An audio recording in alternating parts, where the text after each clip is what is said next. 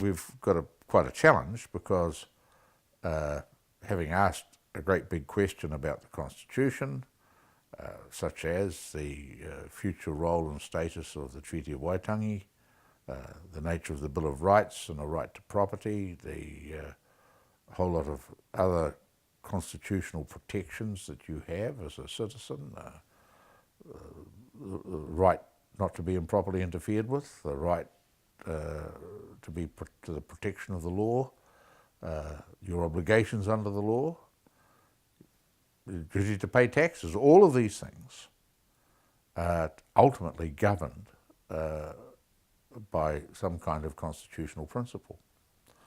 And they affect us in big ways and little ways, but they're all around us.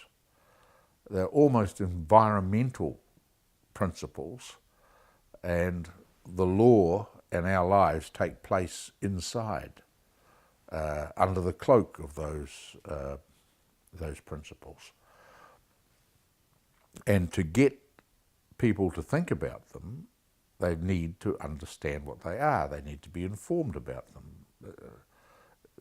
They need to understand what the nature of the question is. And so we've got this task of explaining the question, explaining the nature of the question, why it's important, and then getting people's responses to it. And then we've got to report those to the government.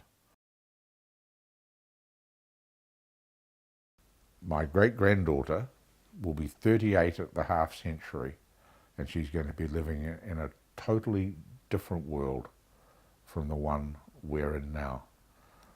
And Aotearoa New Zealand, remote from that great big world as it may be, is going to be very different.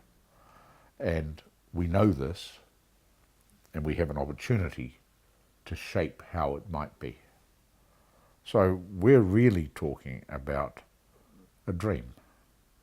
It's the kind of dream that when people found revolutions in other parts of the world and in world history, it's the kind of dream that they had about how their world should be.